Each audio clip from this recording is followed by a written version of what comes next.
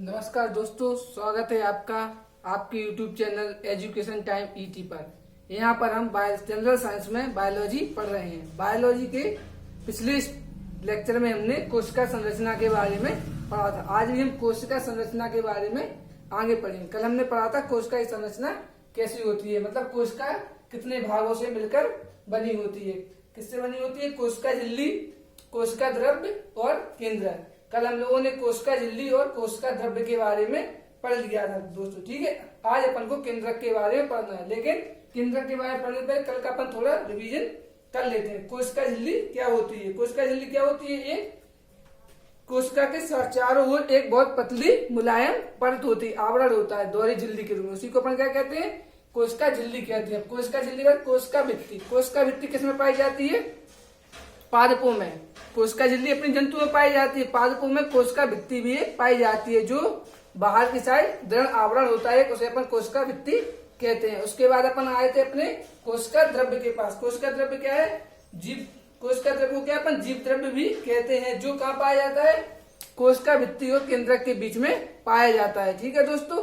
कोशिका द्रव्य के अंदर अपन ने उसके पार्ट पढ़े थे कुछ, जैसे अंतःप्रद्रव्य जालिका। अंतःप्रद्रव्य जालिका के भी दो पार्ट थे, एक चिकनी और दूसरी खुरदरी। उसके बाद अपन ने पढ़ा था राइबोसोम, लाइसोसोम, माइटोकॉन्ड्रिया, लवक। लवक के भी टाइप पढ़े थे अपन ने, अवर्णी लवक, वर्णी लवक और पर्णहरित, ठीक है दोस्तों। अब आज अपन आगे बढ़ते हैं अपने केंद्रक की तरफ। केंद्रक क्या होता है और केंद्रक की संरचना क्या होती है, ठीक है दोस्तों। आज किसके बारे में पढ़ना अपन को? केंद्रक के बारे में। केंद्रक की खोज किसने की? रॉबर्ट ब्राउन ने। केंद्रक की खोज की रॉबर्ट ब्राउन ने 1831 ईस्वी में केंद्रक की खोज की। केंद्रक कहाँ पाया जाता है? कोशिका के अंदर पाया जाता है अपना केंद्रक। केंद्रक की संरचना होती है। केंद्रक के अंदर क्या क्या पाया जाता है? केंद्रिका, केंद्रक क्षेत्र, क्रोमेटिन, केंद्रिका आवरण और केंद्रक द्रव्य। अब अपन के बारे में पढ़ते हैं, ठीक है दोस्तों। केंद्रक क्या होता है? एक बड़ी गोल और गाढ़ी सतह। केंद्रक द्रव। केंद्रक क्या है? इसके अंदर एक द्रव पाया जाता है, जिसे क्या कहते हैं अपन? केंद्रक द्रव। है बड़ा साइज में बड़ा होता है और आकार में अपना गोल होता है, ठीक है दोस्तों, ठीक है, जिसे केंद्रक कहते हैं। इसके चारों क्या पाई जाती है? झिल्ली। इसके चारों ओर अपनी झिल्ली पाई जाती है, आवरण, जिसे अपन क्या कहते थे? केंद्र का झिल्ली कहते थे, ठीक है। इसमें अनेक छिद्र होते हैं। केंद्र का झिल्ली होती है, इसमें अपने छिद्र बने होते हैं। जो छिद्र, इनसे क्या होगा अपना? कोशिका द्रव्य।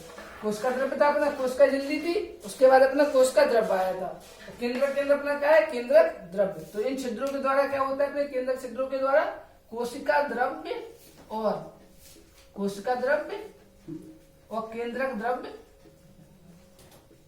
में जो पदार्थ उपस्थित होते हैं, वो एक दूसरे की साइड आ जा सकते हैं इन छिद्रों के द्वारा। ठीक है अपना बाकी आवरण के यहाँ से अपने बाहर आर पार नहीं जा पाएंगे, मतलब एक अर्धपारगम्य झिल्ली होती है। आपने कल पढ़ा था केंद्र का झिल्ली क्या होती है? अर्धपारगम्य झिल्ली होती है, जिसमें से कुछ पदार्थी आर पार आ जा सकते हैं। तो किसके द्वारा आते जाते हैं? वो इन केंद्रक छिद्रों के द्वारा ही एक साइड से दूसरी साइड अपने और जा सकते हैं। प्रत्येक कोशिका में क्या होता है? सभी में एक केंद्रक पाया जाता है, लेकिन किसी किसी कोशिका में एक से अधिक केंद्रक भी हो सकते हैं। प्रत्येक सजीव उसकी प्रत्येक कोशिका में एक केंद्रक होता ही है, एक। लेकिन कुछ कोशिकाओं में एक से अधिक केंद्रक भी अपने हो सकते हैं, ठीक है दोस्तों। जिसे इसके अंदर ये द्रव है, ये क्या है? अर्धतरल। ना पूरी तरह से लिक्विड है, ना पूरी तरह से सॉलिड। अर्धतरल द्रव है, उसे क्या कह दिया अपन ने? अपना केंद्रक द्रव्य, ठीक है। केंद्रक द्रव में महीन धातु की, अब ये देखो अपन को धागे जैसे दिख रहे हैं, क्या कह रहे हैं अपन? महीन धातु के रूप में एक जाल पाया जाता है, जिसे क्या कहते हैं अपन? क्रोमेटिन जालिका। अब ये महीन धातु क्या है? एक अपन को जाल जैसा दिखाई दे रहा है, जिसे अपन इन धागों को कहते हैं क्रोमेटिन। इस पूरे जाल को क्या कह देंगे अपन? क्रोमेटिन जालिका, ठीक है दोस्तों। इन धागों से जो अपना जो जाल बनेगा, इसे अपन क्रोमेटिन जालिका का नाम दे देंगे। क्रोमेटिन जालिका में क्या होते हैं अपने? एक किससे बनी होती है क्रोमेटिन जालिका? अपने डीएनए और प्रोटीन से। डीएनए मतलब डीऑक्सी, डीएनए एवं प्रोटीन से बनी होती है, ठीक है। डीएनए का फुल फॉर्म है डीऑक्सी राइबो न्यूक्लिक अम्ल, ठीक है। डीऑक्सी राइबो न्यूक्लिक अपने डीएनए का फुल फॉर्म है। डीएनए का क्या करते हैं? अपने डीएनए का कार्य क्या है अपने शरीर में? डीएनए का कार्य है आनुवांशिक लक्षणों को एक पीढ़ी से दूसरी पीढ़ी तक पहुंचाना। डीएनए अपने क्या करते हैं, एक पीढ़ी के लक्षणों को दूसरी पीढ़ी में ट्रांसफर करते हैं, अपने डीएनए का कार्य है। ठीक है दोस्तों, कोश का विभाजन के समय क्रोमेटिन जालिका के धागे अलग होकर कई छोटी और मोटी छड़ के रूप में विभाजित हो जाते हैं, छोटी मोटी छड़ में परिवर्तित हो जाते हैं। कोशिका विभाजन के जब कोशिका का अपना विभाजन होता है तो जो क्रोमेटिन के जो धागे दिख रहे हैं ये टूट जाते हैं, छोटे छोटे टुकड़ों में टूट जाते हैं और किसका निर्माण करते हैं, अपने टूट जाते हैं, गुणसूत्रों का निर्माण करते हैं। टूट गए तो जिनसे जो संरचना बनी उन्हें अपन क्या कहते हैं, अपने गुणसूत्र। ठीक है दोस्तों, गुणसूत्र कहते हैं। डीएनए अणु कोशिका के निर्माण में सहायक होता है। डीएनए से क्या है, कोशिका का निर्माण। डीएनए क्या कर रहे हैं, अपने गुणों को एक पीढ़ी से दूसरी पीढ़ी में भेजने का कार्य कर रहे हैं, तो ये कोशिका के निर्माण में भी सहायक होते हैं और सभी सूचना इनके पास ही होती है कोशिका के बारे में कि कोशिका क्या कार्य कर रही है। डीएनए की क्रियात्मक खंड को, मतलब डीएनए का जो वर्किंग सेक्शन है जिससे अपन कार्य करते हैं, अपने शरीर के अंदर क्रियाएं होती हैं, उसे अपन जीन कहते हैं। जीन, डीएनए का वर्किंग, डीएनए में क्या होते हैं, अपने जीन होते हैं। ठीक है, डीएनए को तो क्या कह देंगे, अनुवांशिक पदार्थ कह देंगे और जीन को क्या कह देंगे, अनुवांशिक इकाई। जब तक पूरा क्या है, डीएनए, डीएनए से अपने जीन बने, डीएनए क्या हो गया, एक पूरा पदार्थ हो गया, अनुवांशिक पदार्थ, क्योंकि इससे अनुवांशिक गुण एक पीढ़ी से दूसरी पीढ़ी में ट्रांसफर हो रहे हैं। और जीन क्या है, अपना जीन एक इकाई है, मतलब डीएनए के अंदर और भी इकाई होंगी, उनमें से जीन एक इकाई, जिससे कुछ गुण जीन द्वारा ट्रांसफर होंगे, कुछ गुण और दूसरे इकाई होगी उनके द्वारा ट्रांसफर। क्या हो जाएगी, आनुवांशिक इकाई। ठीक है, अब आगे बढ़ते हैं। केंद्र का कार्य क्या होता है, केंद्र कोशिका की रक्षा करता है। केंद्र का कार्य क्या है, कोशिका की सेफ्टी करना, कोशिका को सेफ कैसे रखेंगे, ये सब कार्य अपने किसके, केंद्रक के होते हैं। ठीक है, और एक कोशिका विभाजन में भाग लेता है।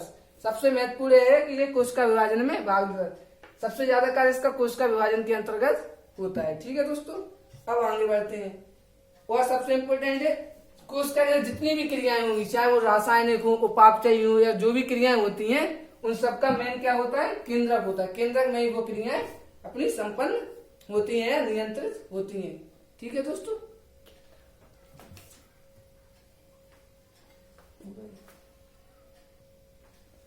ठीक है, केंद्रक नियंत्रण करता सभी क्रियाओं को, उपापचयी हो या रासायनिक हो, जो भी इसके अंतर्गत सब क्रियाएं होंगी अपनी कोशिका के अंतर्गत, वो कौन करेगा कंट्रोल, केंद्रक करेगा अपना कंट्रोल। ठीक है दोस्तों, अब चलते हैं आगे।